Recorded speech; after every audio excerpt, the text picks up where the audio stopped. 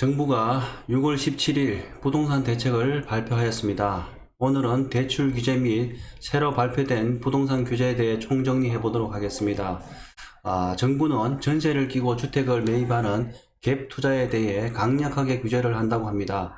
갭 투자란 자신은 남의 집에 전세를 살면서 전세 대출을 받고 이 돈으로 다른 주택을 구입하는 방법인데요. 최근 비조정 지역에서 갭 투자 원정대까지 결성해서 전국을 투어하는 투자자들이 전세 보증금을 활용해 주택을 사는 갭 투자가 집값을 끌어올린다는 보도가 있었는데요. 예컨대 매매 금액이 10억 원인 아파트의 전세금이 7억 원이면 자기 돈을 3억 원만 있어도 아파트를 살 수가 있습니다. 작년 12.16 대책 이후 주택담보 제출이 어려워지자 전세 대출을 활용한 갭 투자가 성행하고 있다고 언론에서 뉴스로 보도된 바가 있습니다. 이에 정부가 강력하게 전세 대출 규제 카드를 꺼내 들었습니다. 그 내용을 보면 3억 원 넘는 집을 사면 전세 대출은 안 되고, 전세 대출로 3억 원 넘는 집을 사면 대출 회수 또는 3년간 주택담보 대출이 금지됩니다. 그리고 1주택자일 경우는 전세 대출 한도를 2억 원으로 줄였었고요. 그 다음에 무주택자가 주택담보 대출을 받으려면 6개월 내 전입 요건이 부과됩니다. 그 다음에 1주택자는 주택담보대출을 받으려면 6개월 내 기존 주택을 팔고 새 집으로 들어가야 되고요. 보금자리론을 받으면 3개월 내 전입, 1년 이상 거주해야 되고, 주택매매 임대사업자는 주택담보대출을 받을 수 없습니다. 다음 달부터는 주택매매 임대사업자는 주택담보대출이 아예 금지됩니다. 지금까지는 규제 지역 내에서 담보대출 비율 LTV가 20에서 약 50%까지 대출이 가능했는데, 비규제 지역에서는 아예 LTV 규제가 없었습니다. 그런데 앞으로는 모든 지역에서 주택담보대출을 금지하겠다는 것입니다. 규제 시행일은 올 7월이고요. 이전에 매매 계약을 체결할 경우에는 종전 규정이 적용됩니다. 마찬가지로 12.16 대책과 마찬가지로 가계약은 인정되지 않습니다. 그러면 오늘 정부 관계부처 합동으로 발표한 보도자료를 보면서 말씀드리겠습니다. 보도자료의 제목은 주택시장 안정을 위한 관리방안 Q&A입니다.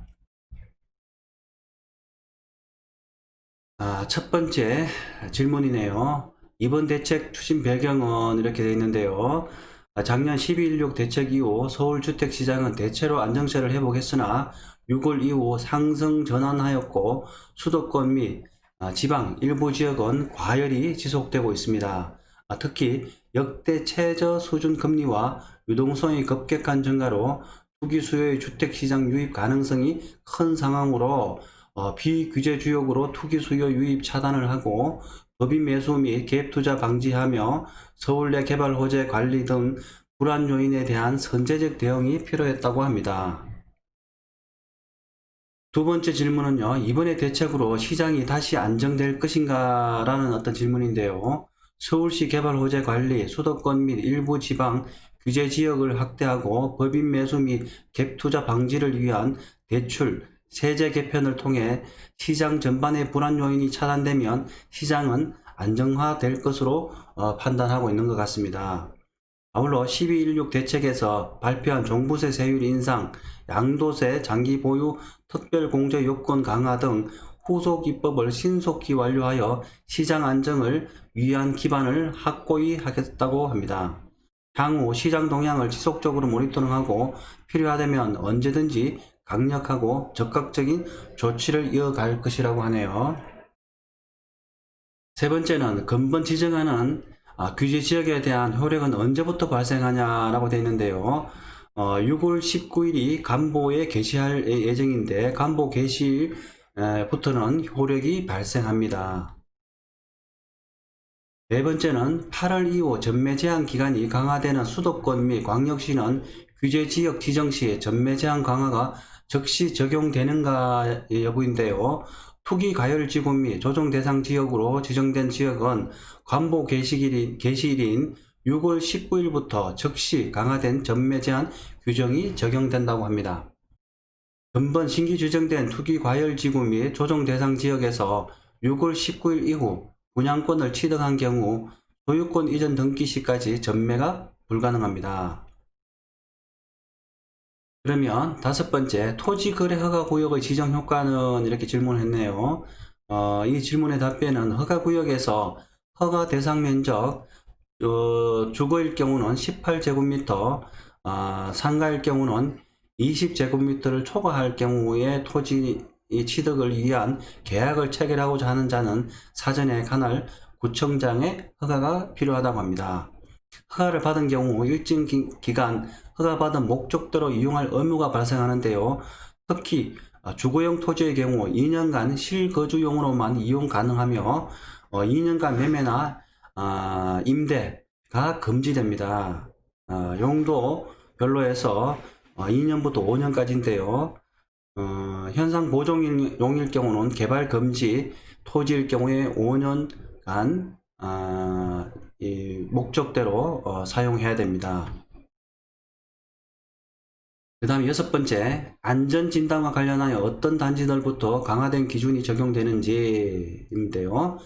법률 개정이 필요한 안전진단 선정 주체의 변경 및 부실 안전진단기간 제재 관련 사항은 올해 말까지 도시정비법을 개정하여 내년 상반기 안전진단을 시작하는 사업부터 시행한다고 합니다. 그 다음에 일곱 번째, 2년 거주 여건의 적용 대상은 어떤 사업부터이며 조건을 충족하지 못한 조합원들은 어떻게 되는지.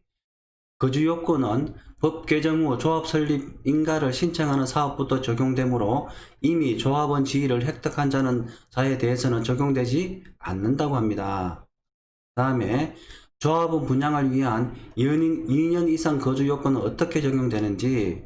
분양 공고일 현재 소유하고 있는 건축물에서 2년 이상 거주한 경우에는 조합원 분양을 신청할 수 있으며 반드시 연속하여 2년 이상을 거주할 필요는 없고 기간 합산을 통한 총 거주 기간이 2년 이상인 경우이면 분양 신청이 가능하다고 합니다. 아홉째, 사업 준공 후 실제 재건축 부담금 부과 절차는인데요. 재건축 부담금 납부 의무자인 조합이 부과 종료 시점부터 1월 이내 내역서를 해당 기초 자치단체장에게 제출하면 기초 자치단체장은 부과 종료 시점부터 4개월 이내에 재건축 부담금을 결정 부과하고 납부 의무자는 부과일로부터 6월 이내에 납부하는 의무가 부과됩니다. 법인 거래가 많이 늘었나에 대한 어떤 질문인데요. 부동산 매매업, 임대업의 법인 수는 2017년 이후 증가세를 보여왔는데요. 이에 따라 법인의 아파트 매수 비중도 2017년 1%에서 2020년 현재 1월에서 5월까지만 해도 5.2%가 큰 폭으로 증가했다고 합니다. 특히 19년 말부터 인천, 청주 등 과열 양상을 보인 지역을 중심으로 법인의 매수 비중이 10%를 초과하는 이상 거래 현상도 포착되었다고 합니다. 법인에 대한 종부세 인상 적용 시기는 근본 종부세 인상은 2021년도 종부세 부과 고지액에 반영되는데요. 종부세는 재산세와 동일하게 매년 6월 1일 기준으로 과세되며 금년도 종부세는 현행 법령에 따라 과세됩니다. 다음은요, 법인주택 양도 차익에 대한 추가세율 인상은 모든 법인과 주택에 대해 예외 없이 적용되는지에 대한 질문인데요. 현재도 주택 매매 임대 사업자를 포함한 모든 법인은 주택 양도 시 기본 법인 세율에 추가 세율을 적용합니다. 근본 추가 세율 인상도 모든 법인에 대해 예외 없이 적용되나 사택, 미분양 주택 등은 현행과 같이 추가 세율에서 제외됩니다. 그 다음에요, 13번째, 공공재개발은 어떻게 추진되고 있는지인데요. 현재 제도 정비 및 후보지 발굴을 위한 서울시 협의를 추진 중으로 하반기 중 공모를 거쳐 연내 후보지를 선정할 계획이라고 합니다. 주택 공급 활성화 지구 신설 등 공공재개발의 효과적 추진을 위한 법령 개정의 연내 완료를 목표로 관계기관과 협의 중이라고 합니다. 시범사업지 선정을 위한 공모를 9월에 개시하여 선정 절차를 통해 연내 후보지를 선정할 계획이라고 합니다. 그 다음에 대출 규제 관련인데요. 일반 주택담보대출 전입과 처분 요건이 강화된 내용과 관련된 것인데요. 첫 번째가 6개월 산정 시점은 이 6개월 산정 시점은 주택담보대출 실행일로부터 6개월이라는 것입니다. 단 중도금, 이주비 대출의 경우 신규 주택 소유권 이전 등기일로부터 6개월로 산정이 된다는 거 참고하시기 바랍니다. 그 다음에 주택담보대출 시 전입, 처분 욕구 강화, 규제 시행일은 이렇게 되어 있는데요. 행정지도를 거쳐 2020년 올해 7월 1일부터 시행할 예정이라고 합니다. 20년 6월 30일까지 주택 매매 계약을 체결하고 계약금을 이미 납부한 사실을 증명한 차주, 그러니까 결국은 이 증명을 차주가 해야 한다는 것입니다. 금융회사가 전산상 등록을 통해 대출 신청 접수를 완료한 차주 등에 대해서는 종종 규정이 적용된다고 하네요. 세 번째, 가계약을 체결한 경우에도 종종 규정이 적용 가능한지인데요.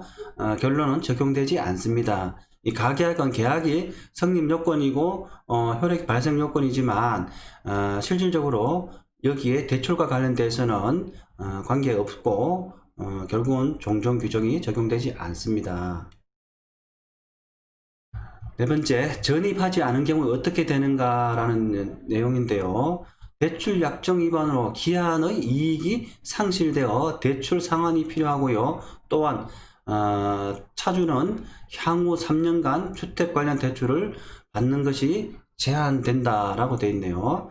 주택담보대출을 받는 경우 받는 모든 경우에 적용되는가라고 되어 있는데, 이번 대책을 통해 강화되는 처분, 전입 요건은 주택 구입 목적, 주택담보대출을 받는 경우에 적용되는 것인데 생활안정자금 목적이라든지 목적의 주택담보대출은 적용되지 않는다고 합니다. 다음에요. 보금자리론 전입 실거주 요건 강화인데, 보금자리론 전입 실거주 요건 강화 시행일은 언제냐라고 질문했는데요. 한국주택금융공사 내부 개정을 거쳐서 20년 7월 1일부터 시행할 예정이라고 합니다. 그러나 시행일 전까지 주택 매매 계약을 체결하고 계약금을 납부했거나 은행 창구 등의 대출 신청 접수를 완료한 차주는 종종 규정을 적용한다고 하네요. 3개월, 그리고 이 보금자리론 3개월 기산 시점은 언제냐라고 마찬가지로 이 주택담보대출 실행일로부터 3개월을 기산한다고 합니다. 그 다음에 전입 및 실거주 요건 확인 방법은 어떻게 되느냐, 보금자리론에 대한 내용입니다.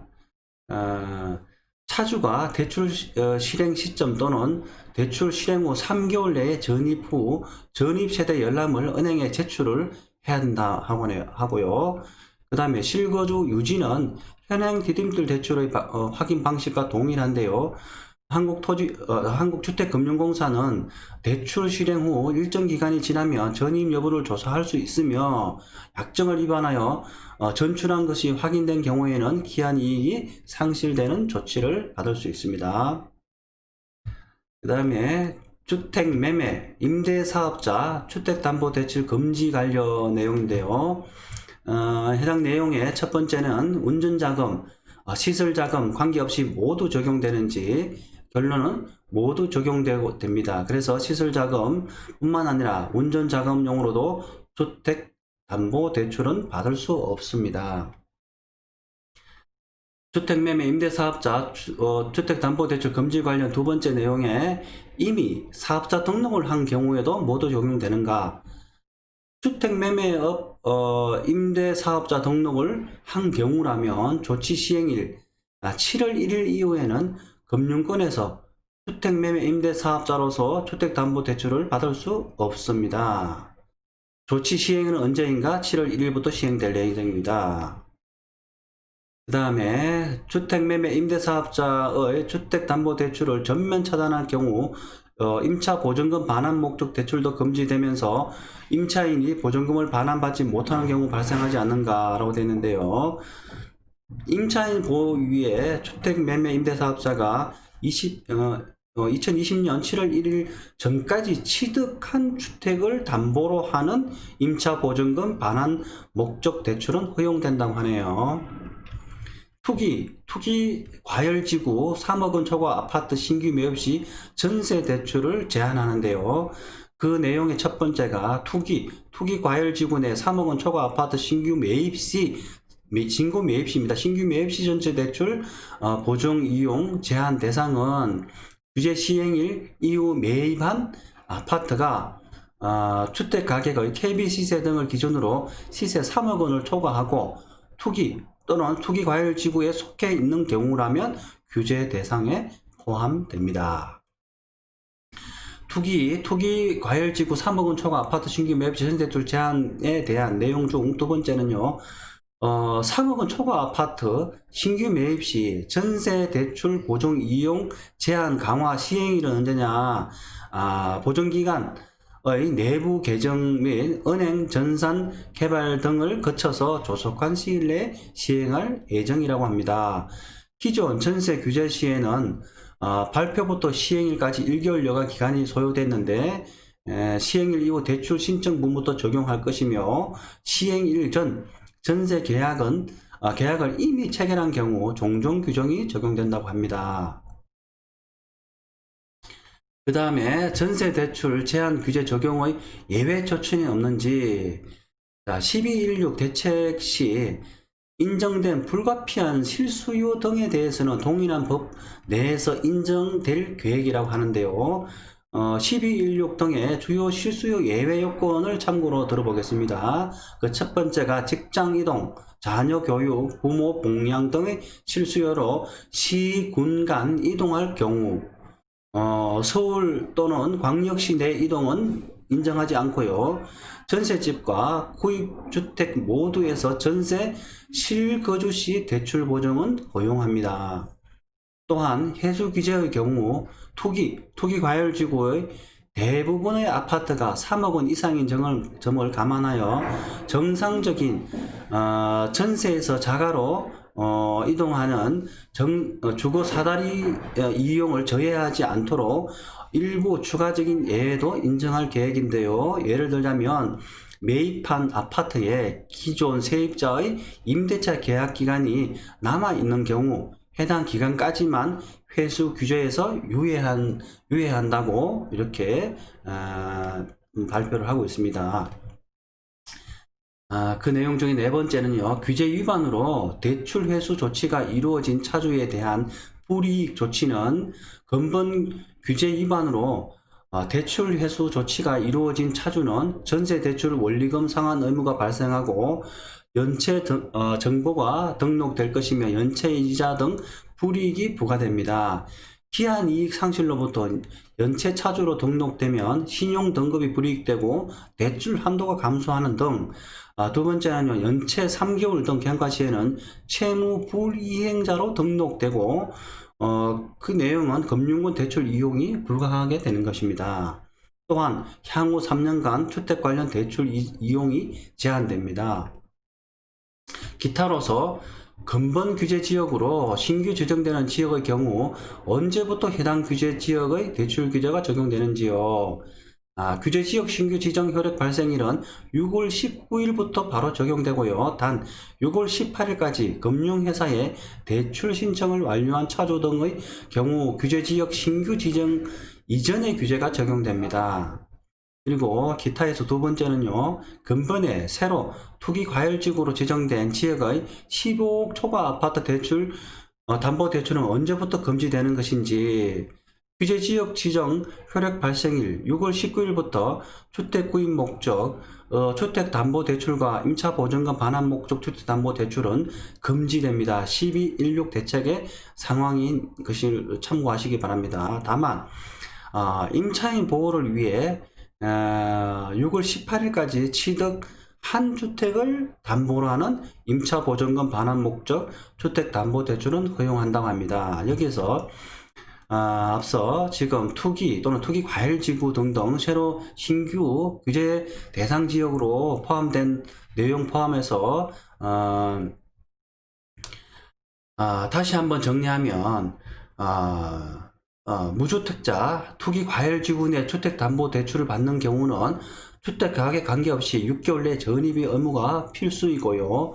유주택자, 집이 한 채라도 있는 경우에 투기 과열지구 내 주택담보대출을 받는 경우는 1년 내 기존 주택 처분 및 신규 주택 전입 의무가 부과된다는 것을 꼭 참고하시기 바랍니다. 우선 체감되는 규제들만 먼저 말씀드리면, 보금자리론 대상 실거주 요건이 부과됐고요. 3개월 내 전입 및 1년 이상 실거주 유지 의무하고 위반 시 대출금 즉시 회수됩니다. 전세 대출 받은 후 3억 원 초과 아파트 구매 시 전세 대출 즉시 회수하고요.